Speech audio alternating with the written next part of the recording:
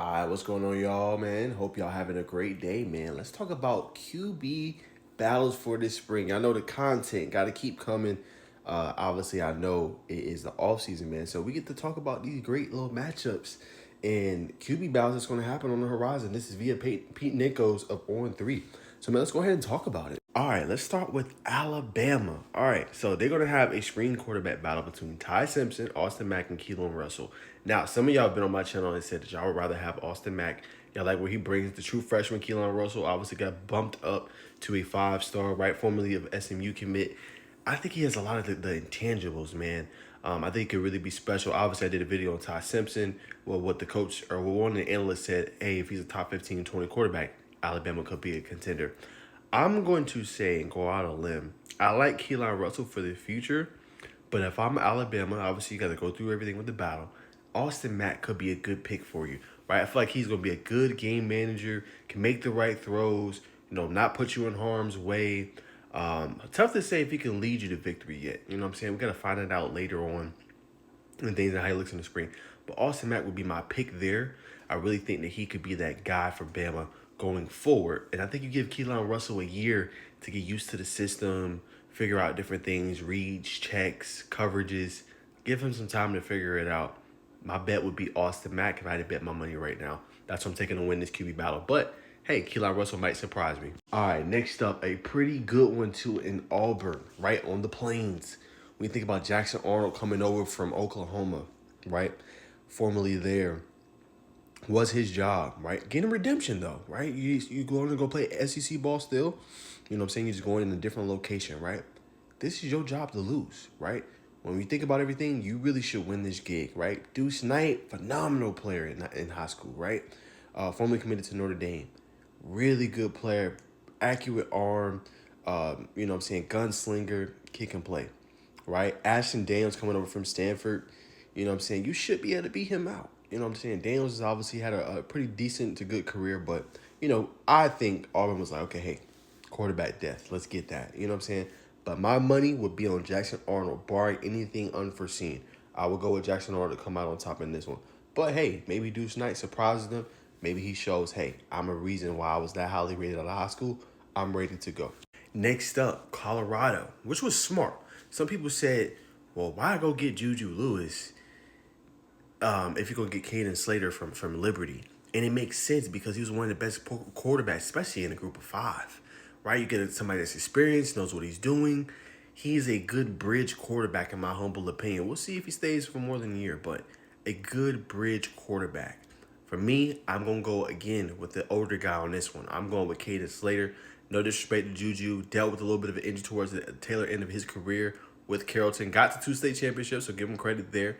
But, obviously against Grayson, he's a little banged up. The Rams end up winning. You know what I'm saying? Got to come in, learn the system. He is there early, which is good, going through spring practice and training and all that good stuff, workouts. But I think this is Caden Slater's job to lose. And I feel like Dion and Coach Prime, I think for that first year, he feels more comfortable. This is my hunch. I don't know Dion personally. My hunch is that he feels more comfortable going with the veteran quarterback that's been on that stage, played. I think Caden Slater, job to lose. I'm going with him. All right, next up, this is a bold pick, but I'm going with Ryan Puglisi to beat out Gunnar Stockton. Gunnar Stockton, obviously, when he came in, had a really good, couple of plays, played pretty well.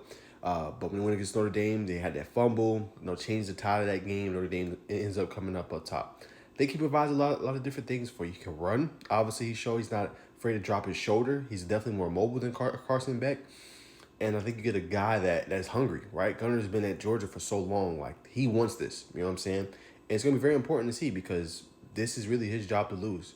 Really, Gunnar Stockton should win. But I think Puglisi and everything I'm hearing from Georgia sources is the kid been tearing it up. You know what I'm saying? The kid has been special. So, I don't know, man. I get this hunch. I think it's going to be Puglisi get that number one spot for Georgia. And I think he's going to be crucial in their success in 2024. So, I'm going with Puglisi. I might be saying his name wrong. Forgive me if I am. But I'm going with P. I'm going to call him P. I'm going with Ryan P.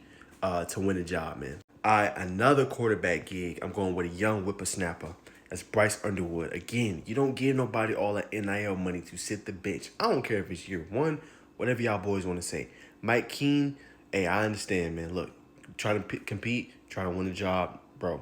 Nothing wrong with that. But at the same time, man, I think Bryce Underwood is that guy. You know what I'm saying? I think he's a 5-star for a reason. Been in state championships, won. Kid is special, man. You know what I'm saying? I think he's going to be ready. In one of those rare cases, he's ready day one to start as a true freshman. It's like a couple rare cases, like Dylan Raiola was one recently. Obviously, Eli Holstein of Pittsburgh. I think Bryce Underwood's going to be ready to start day one for Michigan. I think they're going to give him the mantle. They're going to give him the keys to the car, and he's going to take them to, a really, really good record this year. I don't want to go out on a limb and say, oh, they're going to be this. They're going to be college football playoff team. It's a lot to ask. You're one of a freshman quarterback. But I think he's going to have them in position of contention, especially in the Big Ten. All right, next up, obviously you got Steve Angeli, you got Kenny Mitchie, and you got C.J. Carr. So it's interesting because now Notre Dame has to move on, right? No more Riley Leonard.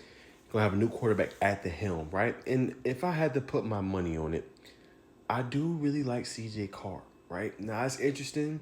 We'll see what happens. I could be wrong on this one. Again, this is just my hunch. You know what I'm saying? But I watched this film and I was impressed. You know what I'm saying? I think he just needs an opportunity. I think C.J. Carr could be the man for this job for Notre Dame. So that's what I'm gonna roll with. Again, I could be wrong. Don't come for me too hard in the comments, but that's what I'm rolling.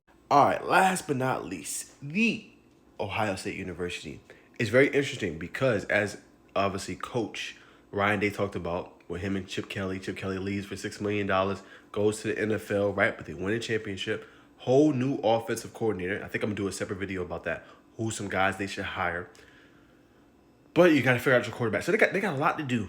You know what I'm saying? Ohio State does going into next year. It's not all sunshines and rainbows, right? You lose your offensive coordinator, you're losing your quarterback, Will Howard, losing a lot of pieces, right? But you got some talented guys that can throw the football, right? You got Julian Sayin, Lincoln Kinholtz, and you got Tavian Sinclair. Now, Sinclair is really good in high school, man. I mean, watched him in person, seen his tape.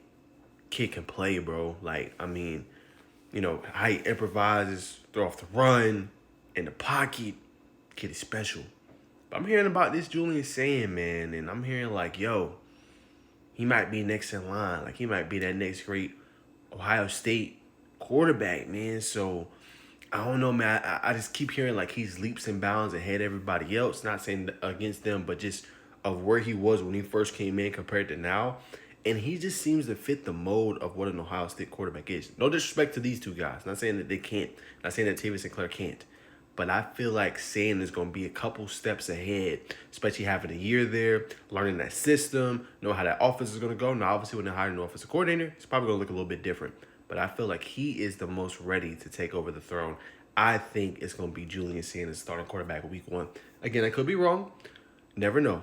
But I'm going with Julian Sayin. So, y'all, that's my picks. I'm going Austin Mack, Jackson Arnold, Caden Salter. Excuse me, y'all. Caden Salter. Y'all forgive me in the comments. Brian P. I'm just going to call him Brian P. I won't mess up dude's name. Brian P. Bryce Underwood. I'm going C.J. Carr, and I'm going Julian Sayin, man. Comment below, though, who you got winning these QB battles.